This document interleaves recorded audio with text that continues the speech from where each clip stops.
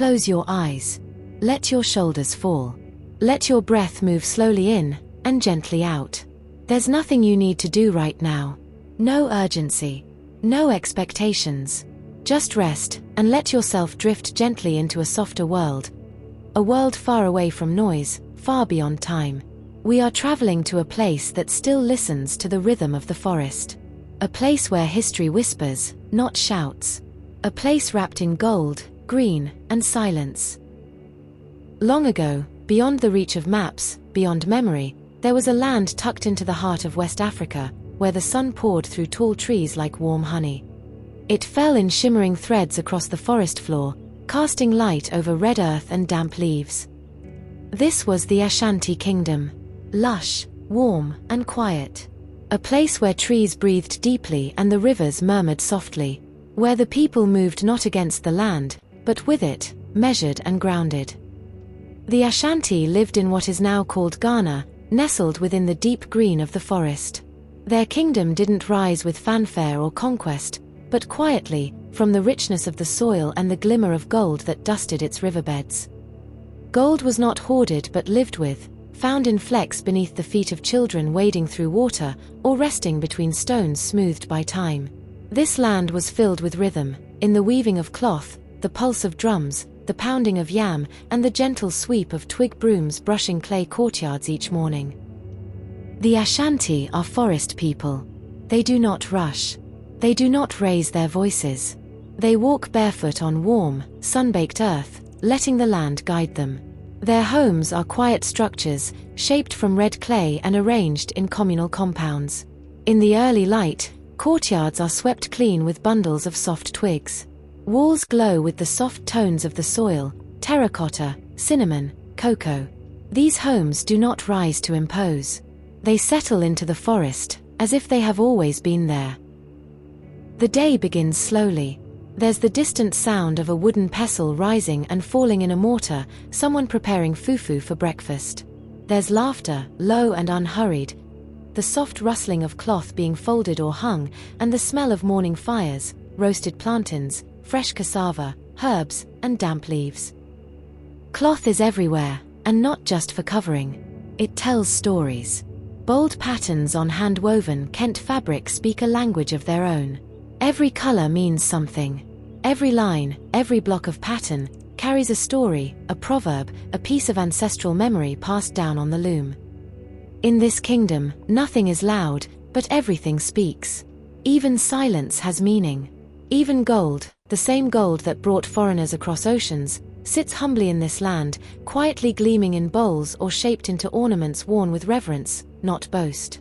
It is a sacred presence, not a signal of power. The forest carries its own conversations. Birds call through the trees. Leaves whisper as they fall. The sound of the river is constant and calming.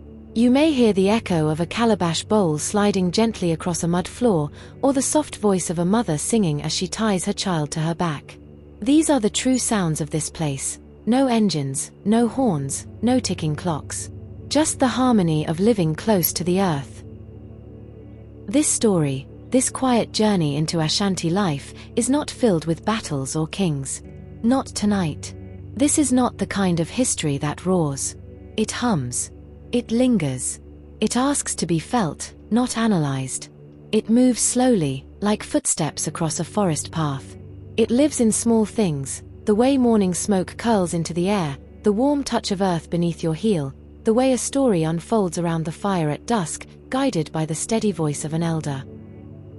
And as you settle into this soft rhythm, I gently invite you, if you find peace in this kind of storytelling, if this space brings stillness to your evening, to support the journey. You can like this video, share it with a friend, or subscribe if you feel called. And if you'd like to explore more deeply, you'll find a list of carefully chosen African history books in the description below, quiet companions for deeper reflection, waiting for you when the time is right. But for now, there's nothing more to do. Only to rest. Let your thoughts slow. Let your breath find the rhythm of this place. Let the Ashanti forest hold you gently. This is not a history of kings and empires. This is the history of daily life. Of gold that flows like sand between fingers. of cloth that sings without sound, of people who live in tune with soil and spirit. A world where everything has a place, and every day is shaped with intention. Tonight, we begin that journey. We begin in the hush before dawn, in the moment when light touches the tops of trees and filters down through the canopy. We begin in a place where ancestors are remembered not with monuments, but with morning rituals, with poured libations, with the repetition of sacred proverbs. Here, history isn't written on paper, it's woven into fabric, carved into stools, spoken over food, passed through hands. It lives. It breathes. So allow yourself to breathe with it. Feel the weight of the day drift away. Let yourself become part of this quiet world for a little while. You are welcome here. You are safe here. You belong to this rhythm now. This is the Ashanti kingdom, the kingdom of gold and cloth, and you are gently invited to wander through it. Chapter 1: The Rhythm of Daily Life. We begin in a village, just before dusk. The light is soft now. The golden sun, mellow and low in the sky, slants through the tall trees and stretches across the village compound in quiet bands of warmth. Long shadows lean across the clay walls and courtyards, while the air begins to cool. Not cold, but calmer. Still warm from the day, but gentled by evening's approach. You can smell the earth. That rich, familiar scent of sun-warmed soil and old roots. Smoke drifts lazily from a cooking hearth, curling into the air like a sigh. Somewhere nearby, yam stew bubbles gently in a pot, thick with spices and the comforting aroma of home.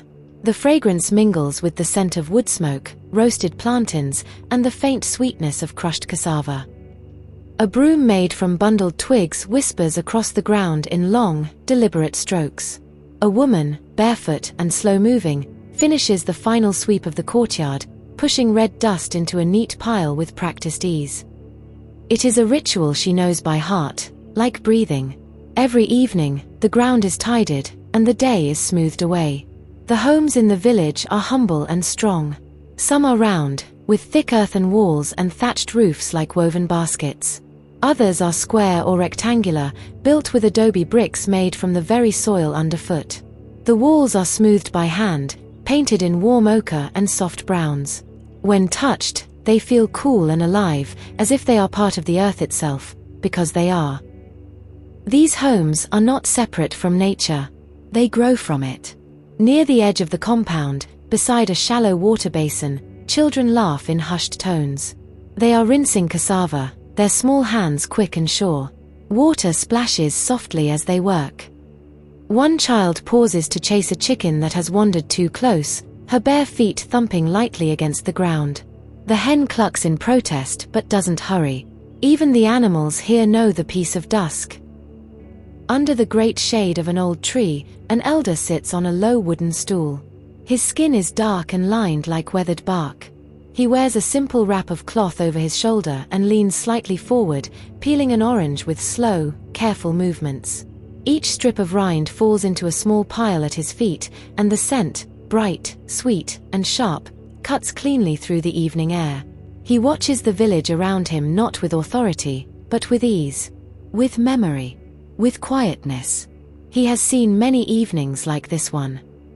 Far beyond the compound, just past the edge of the village, the land opens into a patchwork of fields, yam, plantain, cocoa. The forest, dense and green, watches over them in all directions, its breath steady and ancient. Farming here is not rushed. It is a rhythm passed down through generations. The people know the land. They trust it. They ask of it carefully and thank it with patience. In the earliest hours of morning, long before the sun burns high, men and women walk to these fields together.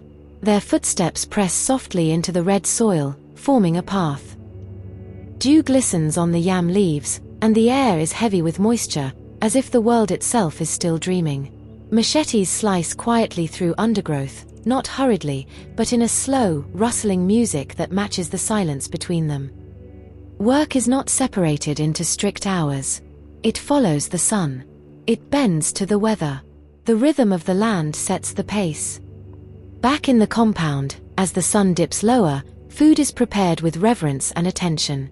In the center courtyard, women gather with large wooden mortars and pestles, pounding yam into fufu with strong, synchronized movements. Thump, thump, thump. The sound is soft, like a heartbeat. It echoes through the compound in steady time, a comforting rhythm, repeated every day. It is not loud, not disruptive, just present. Like breath. Like the beat of the drum in the distance. Meals are cooked over open flames, in iron pots blackened with time. Palm oil shimmers as it warms. Onions are chopped with practiced hands. Fish caught from the river is cleaned and seasoned, then laid gently over hot coals. Nothing is wasted. Nothing is hurried. The children have finished fetching water from the stream. They carry clay pots balanced neatly on their heads, walking in a line. The pots do not wobble.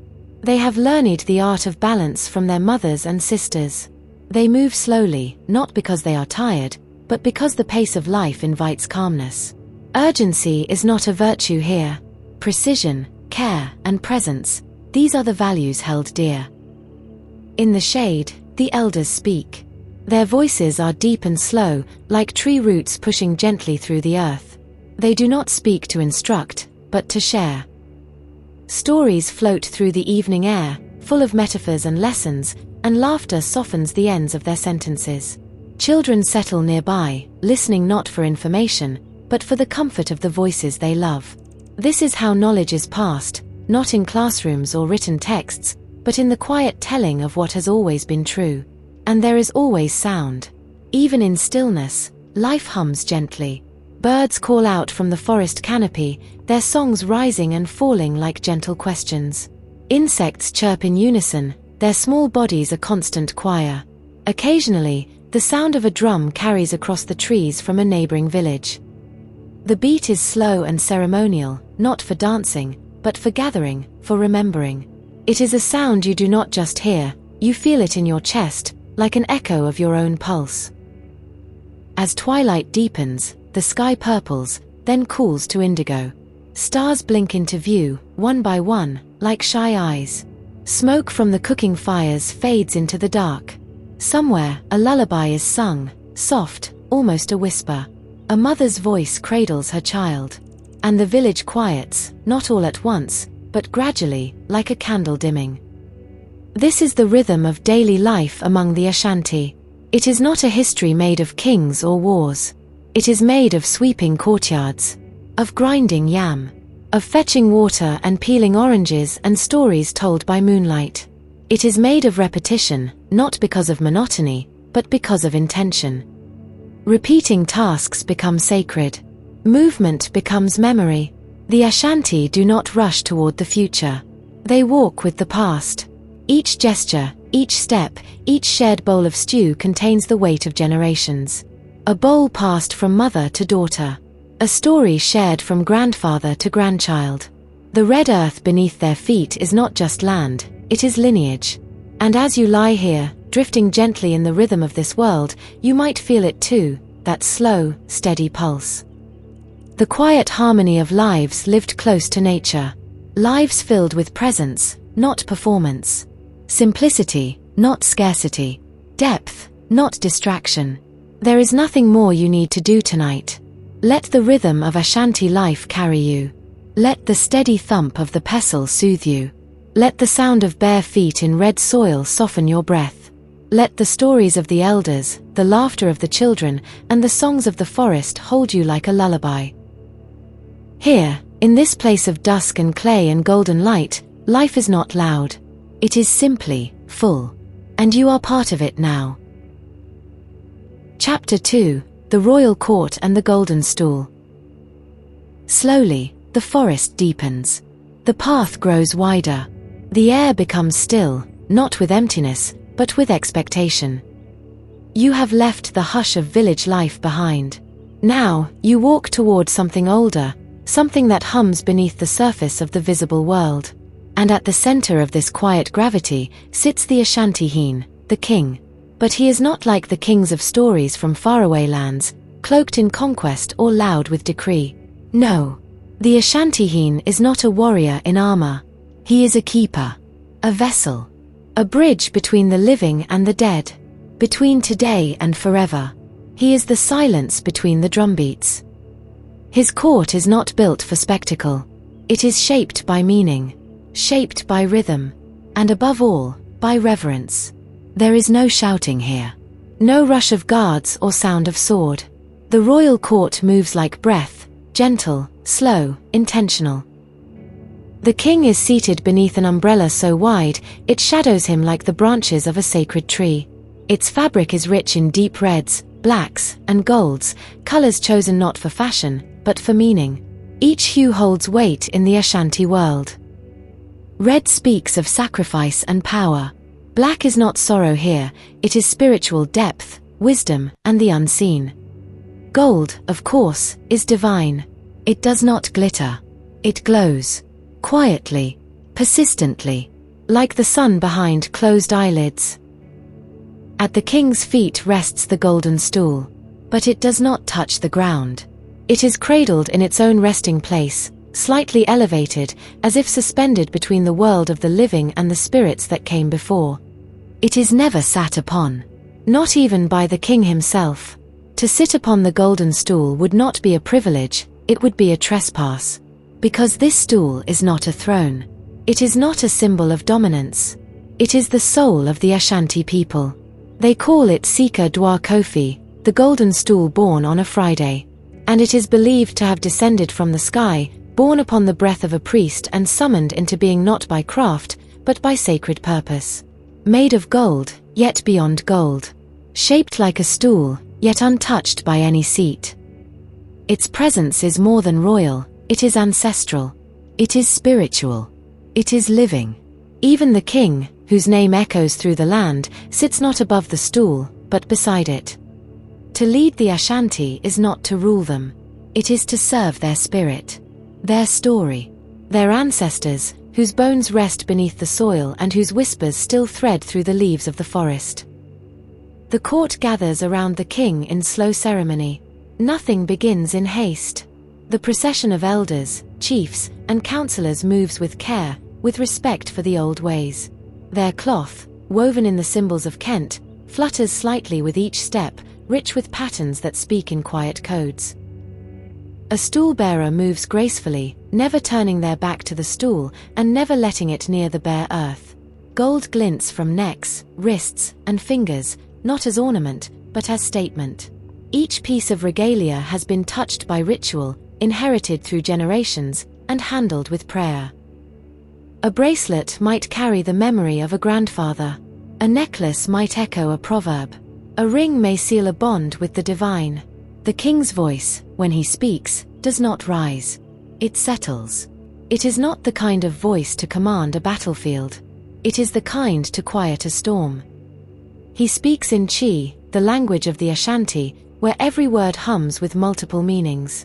Each sentence is shaped like a story, and every phrase might contain a proverb known by thousands across the land. To hear him speak is to feel the ancient mind of the culture come alive. He might say, Obi Enkaya Abofra Nyame, no one shows a child who God is. Or, Enkayinkim, life is not a straight path. These are not words for decoration. They are the heartbeat of governance, of harmony, of community. In his presence, even the air changes. People do not whisper out of fear, but out of reverence. Reverence for the stool. Reverence for the ancestors. Reverence for the truth that the king is not just one man, but a living link in an unbroken chain of spirits, stretching far behind him and reaching forward beyond all present eyes. You will not see a scepter in his hand. You will not hear a trumpet call his name, but you will feel the weight of his silence. The solemnity of the moment. In the background, the beat of a drum begins. Softly, as if from far away. The sound is round and low, like a voice too ancient for words. It does not play a song, it plays a memory. Its rhythm is ceremonial, sacred.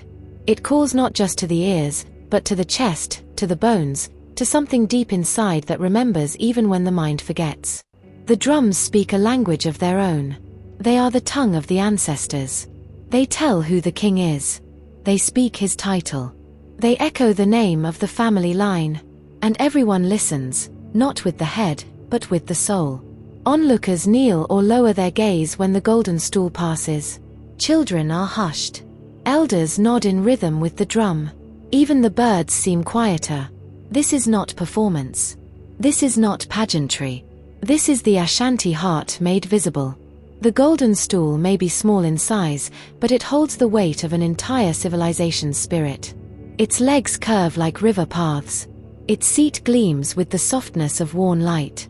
It is not just an object, it is an altar, a relic, a reminder. And like all sacred things, it watches. It watches the court. It watches the king. It watches the generations grow up and grow old. It watches the land change, yet remain the same beneath the surface. It does not speak, but it does not need to. Its silence is loud enough. Somewhere beyond the court walls, a wind moves through the forest. Leaves rustle, soft and dry. The light has changed again. Evening has deepened into night. But here, within the royal court, time is slow. Slower than usual. Almost still. Someone offers a libation at the foot of a shrine near the stool, pouring a few drops of water or palm wine onto the earth. A prayer is murmured, too low to hear, meant only for the ancestors, who are always listening. It is easy to forget, in the modern world, what leadership can mean. But here, the Ashanti does not simply govern. He guards. He guards the stories, the rituals, the sacred patterns. He guards the voice of the people, not just their words, but their essence. In his silence is strength. In his restraint is wisdom. In his humility is dignity. And always, beside him, rests the golden stool. Its golden sheen softens in the twilight. It glows not like fire, but like memory. Like a candle in the corner of the room, quiet, unwavering, eternal. Here in the royal court, the Ashanti people are not only governed. They are remembered. They are spoken for, not above. They are not ruled, but respected. And so this chapter of Ashanti life moves like a sacred song. The king does not lead alone. He is surrounded by counsel. By elder women and men. By linguists and healers. By caretakers of history and keepers of stories. No decision is made quickly. No ritual is performed lightly. No tradition is discarded without thought. Because to be Ashanti is to live in the layers of time. To carry the present carefully, as one might carry a golden stool, never letting it fall to the earth, never forgetting its power, never mistaking its weight for mere decoration. It is more than gold. It is the soul of a people. And in its silent presence, the rhythm of life continues. Measured. Sacred. Steady. Just as it always has. Just as it always will. Chapter 3: Weaving, Carving, and Craftsmanship. In the early light of morning, before the heat rises, the forest is still. But the village is not asleep. It hums quietly with the soft, steady rhythm of creation. A breeze stirs through an open window in a humble weaving hut. Inside, two men sit opposite one another, their bare feet pressing lightly against wooden pedals, their fingers dancing across threads. The loom creaks and sings with each movement, an old, wooden instrument played with patience and precision. This is not a factory. This is not hurried work. This is Kent, the cloth of kings, of ceremonies, of memory. The air smells of cotton fiber, wood dust, and something older, perhaps the lingering scent of palm oil from breakfast, or the faint perfume of shea butter rubbed into calloused hands. The weavers do not speak much. Their language is in their motion. They know the rhythm by heart, handed down by fathers and uncles, shaped by muscle memory and ancestral echo. Their eyes follow the thread, but their minds are deep within the pattern. Strip by strip, color by color, a tapestry emerges, not just of fabric, but of meaning. Gold speaks of royalty and spiritual wealth. Green of growth and new beginnings. Blue of peace and harmony. Red of the blood and sacrifice of those who came before. Each combination is intentional. Each line of color is a sentence in an unwritten poem. The cloth may wrap the body, but it also wraps the soul. Kent is not only worn, it is red. Its name may be Eben, meaning fence, representing safety and security. or even a barco, meaning a single fence, reminding the wearer that strength is found in unity. Every pattern is a proverb in thread. Outside the hut, in the shaded courtyard, a young apprentice turns a wooden log carefully in his hands. His teacher, a master carver with decades behind him, sits beside him, gently guiding the process. They are not building furniture. They are shaping a stool, and in Ashanti culture, a stool is never just a place to sit. It is a soul seat. Each stool carries the spirit of the person who owns it. When a child is born, a stool may be carved for them. When a chief rises, their stool is marked with the symbols of their lineage. When a person passes away, their stool may be blackened and kept in a sacred room, honoring their memory forever. The carver's hand moves slowly. He uses an adze, a small, curved hand tool, and taps with a rhythm that is half music, half meditation. With each stroke, the wood changes. The form reveals itself. It is not forced. It is coaxed, as if the soul of the object were already inside, waiting to be freed.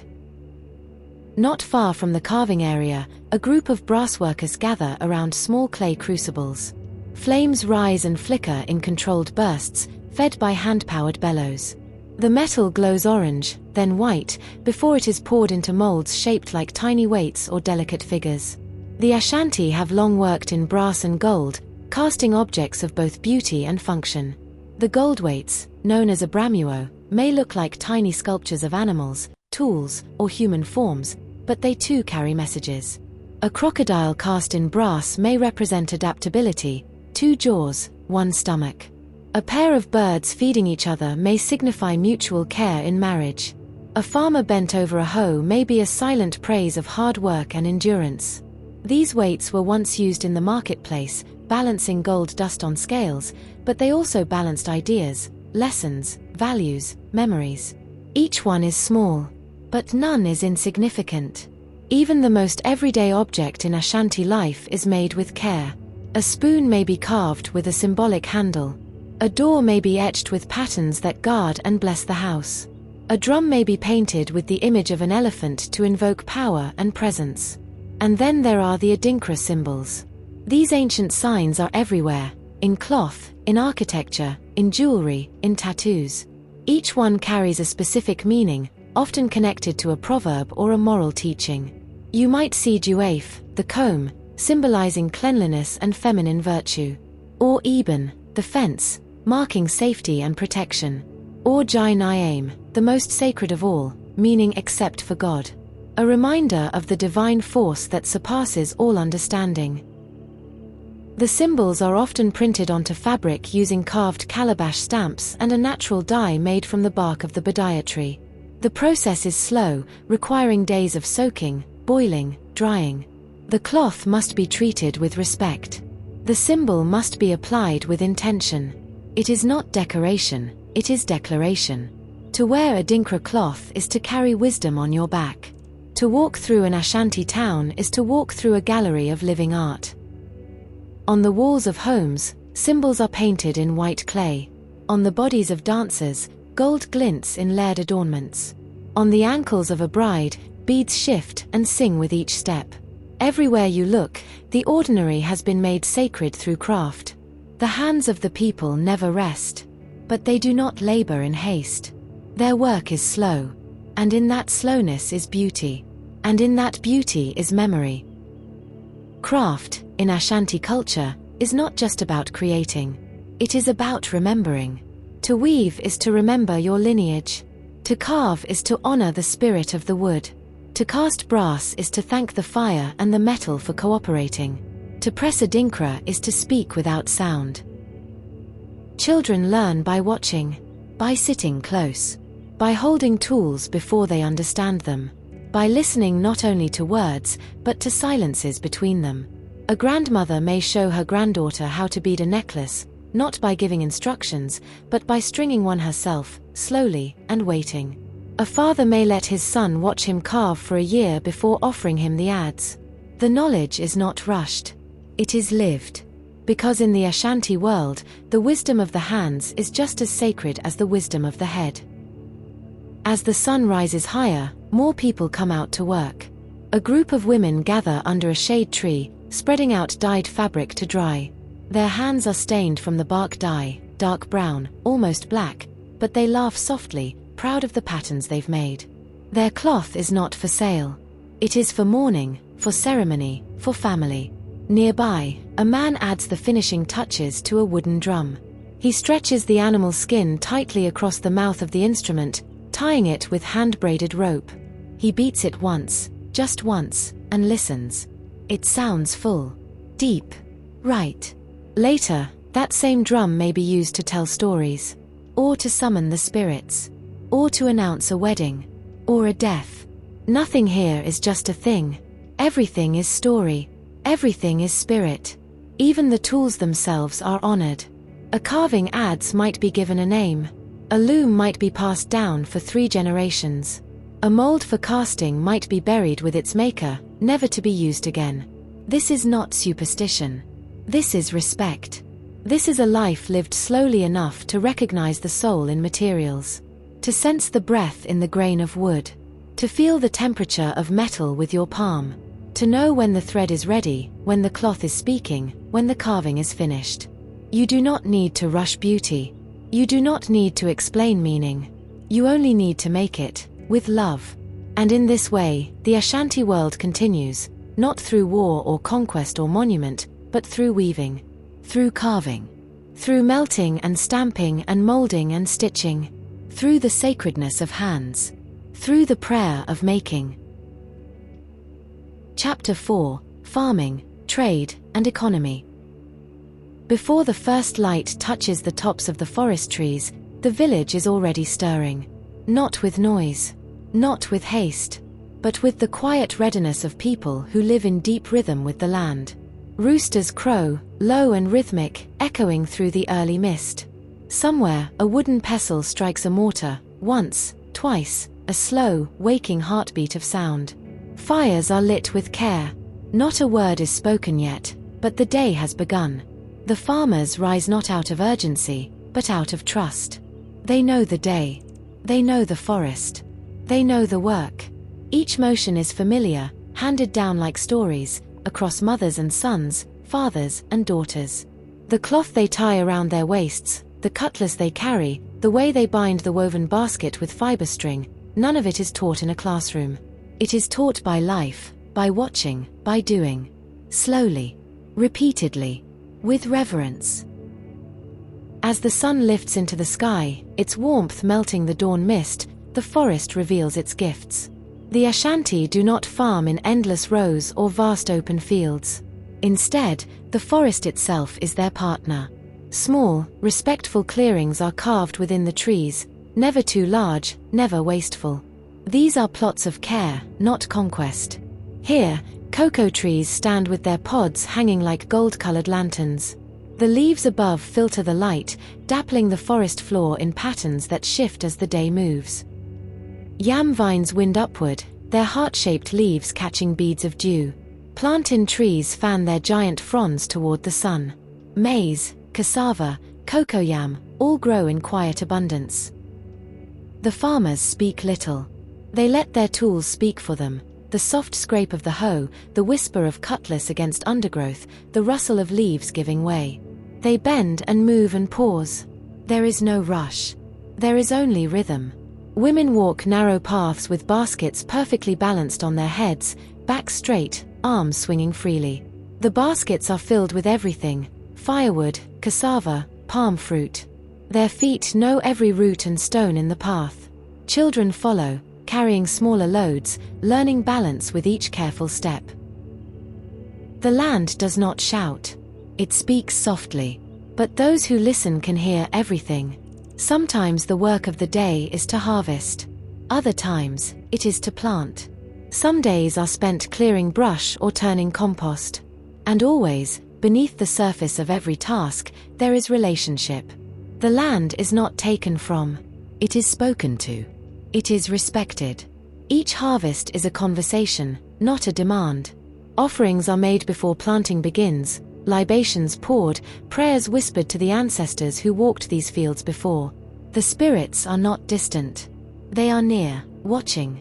The farmers work not just for their families, but in honor of all those who once dug in this same soil. And in the soil itself, beneath the roots of cassava and the stretch of yam tendrils, lies gold. Ashanti land is rich, not in towering monuments, not in vast cities, but in the quiet abundance of its earth. Gold is found not in piles, but in particles. In the beds of rivers. In the sand of shallow streams. In the rocks of distant hills, where the trees thin and the wind is cooler. To pan for gold is a delicate task. A man kneels beside a stream with a wide, shallow pan. He scoops up gravel and water, then begins the ancient dance of swirling. The heavier gold dust settles. The rest floats away. There is no machine. Only eyes trained to spot a shimmer. Only hands steady enough to wait. Deeper into the hills, small mining pits are dug with hand tools, carefully, respectfully. The Ashanti know the land gives what it can, and it must be allowed to rest. Overharvesting the earth, be it yam or cocoa or gold, brings imbalance. So they take only what they need. And even gold is not hoarded for its own sake. It is shaped into rings, ornaments, weights, symbols. Gold is not just wealth, it is spirit. It carries meaning. It is worn during rites, during ceremony, during the moments when life touches the divine. When the work of the day is done, the fruits of that labor travel, sometimes only as far as the local market, sometimes farther still, through winding trade routes that connect village to village, forest to coast, kingdom to kingdom. The market is more than a place of exchange. It is a place of gathering, of storytelling, of laughter and subtle negotiations. It hums with life. Under canopies of woven palm leaves, goods are laid out like offerings. Neatly arranged. Carefully displayed. Piles of glossy kola nuts. Clay pots shaped by the hands of village women. Bundles of dried fish. Salt in small mounds, glittering in the sun. Bolts of brightly dyed cloth. Hand-carved stools, each with its own name. Everything here has been made by someone.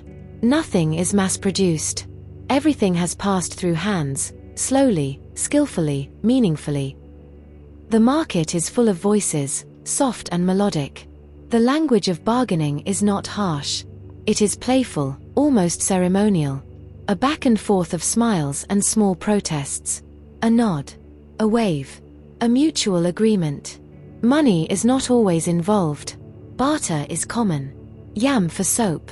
Salt for fabric. Kola nuts for pottery. What matters most is trust. Trade stretches far beyond the village. Donkeys carry loads along worn forest paths, their hooves padding softly on red dust. Canoes glide through shaded rivers, following slow currents through mangroves and thick jungle. Goods change hands along the way, here a basket of shea butter, there a bundle of dyed raffia cloth. The Ashanti trade not just within their borders, but with others, north to the Sahel, south to the coast, west across to other Akan peoples. Cowrie shells arrive from the sea. Leather and beads come from desert caravans. Knowledge moves with the merchants, stories, songs, languages. But even with all this movement, all this exchange, the Ashanti economy remains rooted. Rooted in the land, the fertile soil that gives without being asked to. Rooted in the community, where labor is shared and wealth is measured in relationships. Rooted in time, where nothing is rushed and everything is done with care. In Ashanti thinking, prosperity is not the same as accumulation. A wealthy person is not the one with the most things, but the one who gives, who shares, who lives with harmony between self, land, and neighbor. You see this in the communal labor. When one family must harvest a large field or repair a home, others come to help, not for pay, but out of obligation and affection. The work is followed by food, drink, and song. No one is left behind. You see it in the festivals, when harvests are celebrated and markets overflow with offerings to the ancestors. Drums are played. Gold is worn. Cloth is displayed. And the gifts of the land are honored, not just consumed. And you see it in the quiet, daily acts, the mother shelling groundnuts with her daughter in the shade. The boy bringing firewood to his grandmother. The trader walking for miles to deliver a carved stool, then staying for a meal, sharing stories by firelight. In the Ashanti world, the economy is not separate from culture, from spirit, from family. It is all one thing. A slow, sacred rhythm. A kind of wealth that cannot be measured in coins, only in connection. Chapter 5: Spiritual Life and Ancestors. When the sun dips low behind the trees and the soft light of dusk begins to color the forest in gold and gray, a stillness settles over the Ashanti land. The chickens retreat to their coops. The pounding of fufu slows and stops.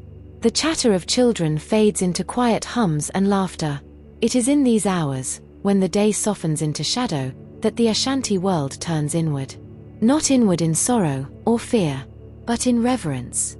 Because here, in this place of red earth and tall trees, there is no such thing as being alone. There are always others walking beside you, those who came before, those who watch still, unseen but deeply felt. The Ashanti call them Ensamanfo, the ancestors. They are not gone. They are not silent. They are present in the wind, in the water, in the hush between sounds. The ancestors are the roots of the tree, and the living are its branches. The tree lives only because its roots reach deep into the soil of memory, and so, the people speak to them. In every village, there are shrines. Some are elaborate. Others are small, just a cluster of sacred stones, a bowl filled with cool water, a mound of earth shaded by a tree. But all of them are living places, points of connection between the world that can be touched and the world that must be felt. Offerings are left each morning, small cups of palm wine, grains of food, kola nuts, drops of water poured slowly into the ground. The gesture is not ritual for ritual's sake. It is conversation. A quiet, daily acknowledgement. You are not forgotten. We still walk with you. Even in the way the Ashanti move through their day, the presence of the ancestors is felt. Before planting a field, one might pause and speak a name aloud. Before naming a child, one seeks the guidance of the spirits, asking, whose return is this? Whose spirit has come back to us in this child? Because the Ashanti believe that life is not a straight line. It is a circle. The past does not vanish. It returns, renews, repeats. In this way, the ancestors are not distant. They are among the people, in the faces of newborns, in dreams that speak clearly, in the moments of silence when the world suddenly feels full. But above even the ancestors is Nyame, the great sky god, the creator of all things. Nyame is vast, beyond form, beyond human shape. The Ashanti do not claim to understand Nyame. They simply trust that Nyame is there, in the sky, in the breath, in the unseen order of things. Nyame is not distant and judgmental, but loving and wise. All things come from Nyame and return there in time. Between Nyame and the people are the Abuzum, spirits of nature, guardians of rivers, trees, hills, and stones. The Abuzum are not imaginary. They are real presences, felt and respected. Some rivers are never crossed without greeting their spirit. Certain trees are never cut without permission. Sacred stones are touched gently, with the right hand, and only after asking aloud, "May I?" Each village may have its own guardian spirit, an Abuzum who watches over the people and protects the land. Offerings are made. Prayers are whispered. Songs are sung. But none of it is noisy. None of it is done with spectacle. The Ashanti way is quiet reverence, deep listening, patience. This is why spiritual leaders, priests, herbalists, diviners, do not shout. They do not seek status or wealth. They walk gently, like people who have seen behind the veil. The village priest or priestess may live in a simple compound. Their hair may be uncut. They may speak little. But people come to them with great respect, not just for answers, but for guidance, for the wisdom to hear the questions beneath the questions. When a child falls ill, or a dream returns too often, or a harvest fails without cause, the people turn to them. Not because they are magicians, but because they are listeners. They listen to the land. They listen to the ancestors. They listen to the heart of the person before them. And in their hands, healing is not just about the body. Healing begins with the spirit. Sometimes it is a bath, fragrant herbs steeped in water, poured slowly over the skin beneath the open sky. Sometimes it is a smoke, dried leaves lit and allowed to drift over the body, chasing away what should not stay. At other times, the cure is found in the telling of truth, a confession whispered in twilight, a secret finally released. The Ashanti know that sickness does not always come from the body. It comes from broken balance, from forgetting to pour a libation, from speaking harshly to a parent, from ignoring a dream. So healing becomes a form of remembering. And memory, for the Ashanti, is sacred. It is woven into cloth, carved into stools, etched into gold weights and painted on walls. It is spoken in proverbs. The child who does not remember the mother's house will not know the way home. The ancestors do not speak unless you are still enough to hear. Children are taught early to greet the elders, not just out of politeness, but because the elders are bridges. They carry the voices of the past. Their laughter holds stories. Their hands remember tools the young have never seen. Death, too, is not an end. It is a return. Funerals are not only moments of mourning, but of celebration, honoring a life lived, recognizing a soul that is now with the Nsamanfo. The drums are played. The gold is worn. The stories are told. And the name of the one who passed is not erased. It is spoken. It is remembered. It is lived again in time. In this way, the Ashanti spiritual world is not separate from the daily life. It is woven into everything. The cooking of food, the planting of seed, the washing of feet, the raising of children, even the pounding of fufu, the sweeping of a courtyard, the wrapping of cloth, all are sacred acts when done with awareness, done with presence. The world is alive. Every stone holds memory. Every tree listens. Every shadow is part of a greater whole. To live in this world is to be part of something vast, beautiful, and unseen. The Ashanti do not ask, "What is your faith?" They ask, "Whom do you remember? Whom do you serve with your hands? Whose name do you speak when you rise?" Because the answer to those questions tells everything. Chapter 6: Wisdom, Proverbs, and Oral Tradition. As the sky darkens and the fires begin to flicker softly in the courtyards, a different kind of work begins, no longer with the hands, but with the voice. Children, their bellies full with yam or fufu, settle into the earth's embrace. Some lie curled like sleeping cats, heads resting on woven mats. Others lean against the legs of their mothers, eyes wide and unblinking. The fire cracks gently. The insects sing. And the elder clears his throat. SS Ikasa, let us speak. This is not the beginning of entertainment. This is not merely a pastime. This is a ceremony of remembering, of planting seeds in young minds. A hush falls over the space as the elder begins. Once upon a time. Or, in the Ashanti tongue, Nnda, Anpa Bai. The story that follows may take minutes. Or hours. It may loop and turn like a forest path, pausing to rest, circling back on itself. It may not finish tonight. Some stories are carried over many evenings, held gently in the minds of children like a precious gourd of water passed hand to hand. Because in the Ashanti world, storytelling is not told to pass time. It is time passed well. Each tale carries something deeper than plot. It carries truth, morality, memory, warning, laughter, hope. And woven throughout the stories, like golden threads in cloth, are the proverbs. Proverbs are the backbone of Ashanti wisdom. They do not shout. They do not explain. They simply are. They arrive unannounced, tucked inside a story or whispered during a quiet moment between chores. Wisdom is like a baobab tree, no one person can embrace it. The path does not close behind the one who walks it. Rain does not fall on one roof alone. Each proverb is like a small drumbeat from the past, rhythmic, grounding, precise. And they do not lose their meaning with age. They deepen. A child may hear a proverb 100 times before it ripens in their heart. Ashanti elders do not argue loudly or lecture with force. When conflict arises, they might say, when the mouse laughs at the cat, there is a hole nearby. The meaning is clear, yet open. It must be pondered. Because in this culture, meaning takes time. Just as crops must sit in soil, just as cloth must be woven strip by strip, so too must understanding settle slowly. And so the storytelling continues. The fire grows low. The moon watches from above. And the children learn not just how to speak, but how to listen.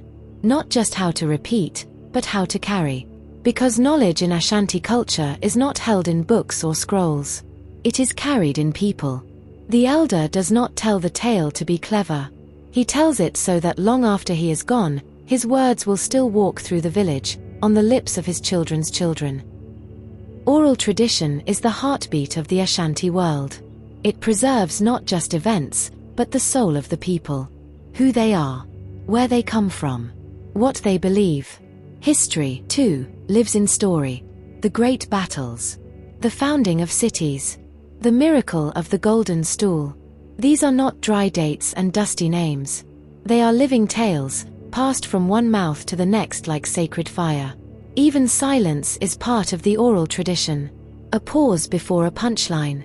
A breath before a name. A glance that says, you know the rest. And laughter, when it comes, is gentle and full. It does not mock. It connects. Riddles are offered as lessons. Tongue twisters become games that sharpen the mind. Children repeat them over and over, laughing, until they suddenly understand the truth hiding beneath the rhythm. What walks in the night but leaves no shadow? The answers are rarely simple. And that is the point. Because in Ashanti wisdom, truth is not handed to you. It is shown in the shape of a question. In this way, knowledge becomes not a possession, but a shared river. From the elder to the youth. From the past to the present. From the firelight into tomorrow. As the flames flicker low and the night grows thick, the stories may pause. But they do not end. They will return, like old friends. And long after the fire has gone out, the words remain, sleeping quietly in the minds of those who heard them. Waiting to be told again. Chapter 7. Ceremony and Celebration. Some mornings, the village stirs with a different rhythm. The air smells of wood smoke, yes, but also of perfume, of roasted meat, of cloth that has been laid out to breathe in the sun. There is something in the wind. A feeling. A pulse. Today is no ordinary day. Perhaps a baby has been born. Perhaps a young couple is to be joined. Perhaps the Aquacity has arrived again, like a sacred drumbeat that returns every 6 weeks, steady and inevitable. Whatever the cause, the village awakens not just in body, but in spirit. Gold is taken from carved boxes. Not to boast, but to honor. Adornments are polished. Anklets, earrings, cuffs, each piece a message, a memory. Cloth is chosen with care. Bright Kent with stories woven into every color. White garments for purity. Deep reds for remembrance. Every fold holds meaning. Every stitch is intentional. And soon the music begins. It does not erupt. It grows, first a drum in the distance, like thunder beneath the trees. Then another. Then a flute. Then a voice. It does not shout. It invites. People gather in the open square, the way rivers gather at a delta. Elders sit in shaded places. Children cluster nearby. Women sway, their shoulders moving with the rhythm of ancient songs. Men lift drums to their waists, their hands striking the skins in sacred patterns. Nothing is rushed. Ceremony is not something to be endured or checked off. It is a gift. A form of presence. A way of making the invisible visible. In the naming of a child, the entire village witnesses. The name is not random, it is a compass. It carries the day of birth, the soul of an ancestor, a hope for what is to come. Water is sprinkled. Prayers are said. Elders whisper blessings into the baby's ears. And the child is lifted, not just by arms, but by community. In marriages, too, there is deep intention. Not just between two people, but between families. The giving of gifts. The tasting of shared food. The asking of permission. The speaking of promises. All of it woven with music, with movement, with joy. And at the heart of Ashanti ceremonial life is the Akwasidi festival. Held every 42 days in honor of the ancestors, it is not a loud affair. It is deep, rooted. On this day, the Ashantihene, the king, emerges. His presence is not common. He does not walk the markets or sit idly among the people. But on Akwasidi, he arrives beneath a vast umbrella, gold glinting on his wrists, cloth flowing around him like a river. He does not speak idly. When he does, his voice carries the weight of generations. The Golden Stool is honored. Libations are poured. Drums call not to the ears, but to the soul. Dancers move in circles, grounded, deliberate, powerful. Every motion has meaning. Every rhythm tells a story. The past, the present, and the spirit world come together, just for a moment, in the form of celebration. But not all celebration is grand. Sometimes it is just a group of women singing while pounding cassava. A circle of boys drumming at sunset. A widow's grief transformed into song by her sisters. These too are ceremonies. Because for the Ashanti, celebration is not performance. It is connection.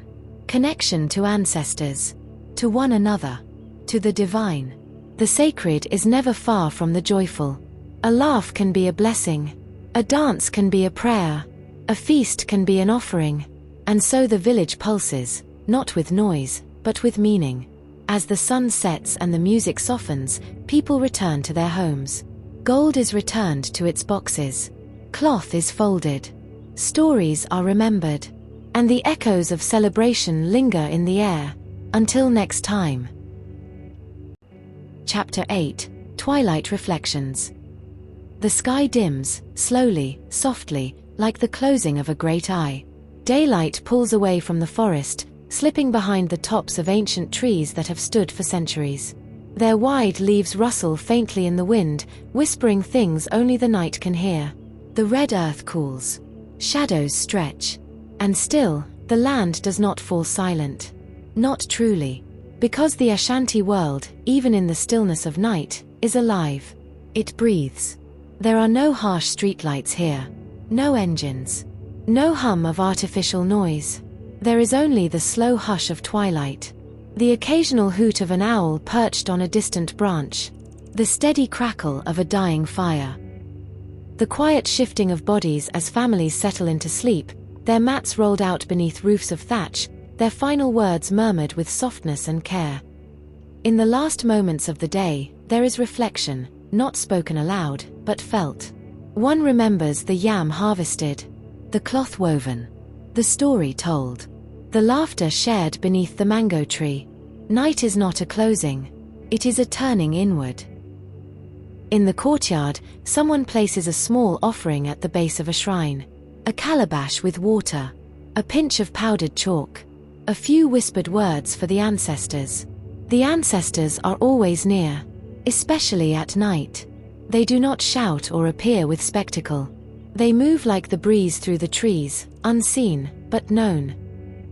Their presence is felt in the coolness of the air, in the creak of an old stool, in the dream that comes with a message. The Ashanti believe that sleep is not simply rest. It is visitation. To dream is to travel. To speak with the spirits. To receive guidance that does not come by day. So when the people lie down, they do so not with fatigue alone, but with reverence. The hearth embers still glow faintly, and in the silence, memory stretches its limbs. Somewhere, an old loom sits beside an open window, empty for the night. But the woven cloth still hangs nearby, catching the faintest silver of moonlight on its golden thread. Not all things stop. Some simply pause. A drum, too, lies silent on its mat. Its skin still warm from the hands that played it earlier. It does not need to be struck to be heard. It holds its own memory, its own pulse, its own echo. Everything in the Ashanti world has meaning, even in rest. A carving of a bird with its head turned backward rests on a shelf. The Sankofa. Go back and fetch it. The lesson is clear. The past is not behind us. It is within us. And as the night deepens, that truth becomes even more vivid. Out beyond the compounds, beyond the reach of firelight, the forest watches. The trees do not sleep. They stand, quiet and strong, their branches cradling the stars. It is said the spirits of the old ones move through the forest paths at night, not to haunt, but to keep watch, to guard, to bless. The land is sacred not because of temples or monuments, but because it remembers. Even the soil, rich and red, holds echoes of footsteps long gone. The press of bare feet from 100 harvests. The footprints of kings, of mothers, of wandering children who stopped to watch ants on the path. Nothing is lost. Not truly. In cities now, far from the forest's edge, where concrete has replaced earth and horns drown out birdsong, the Ashanti still carry the quiet power of their traditions. In Accra, Kumasi, Cape Coast, you will see it. A man crossing a busy street wearing Kent cloth, not for show, but for belonging. A young woman with Adinkra symbols etched into her jewelry. A child asking their grandmother the meaning of a proverb. A storyteller at a school reciting Anant's tales with the same calm cadence his grandfather once used under the stars. The Ashanti world may have grown, expanded, modernized, but it has not disappeared. It has adapted, softly, quietly, with grace. Because heritage, like a tree, grows both upward and inward. It takes in the new sun but never forgets the soil from which it sprang. And so even tonight, under fluorescent lights, in bustling markets and high-rise homes, the Ashanti world rests, remembers, reminds. It whispers, "You are not alone. You come from something long and golden. Walk slowly. Remember your name." Let the stories guide you. There is a deep power in the slow, in silence, in gold that shines quietly beneath the forest floor. And as you, too, drift now toward your own sleep, wherever in the world you may be, know that you are part of a lineage of dreamers, of listeners, of keepers of stories. Let your own night be filled not with worry, but with warmth. Let the wisdom of the Ashanti move through you like wind through the trees, soft, steady, sacred. Close your eyes gently. Let the stories settle. Let the ancestors smile upon your rest. Sleep well, traveler.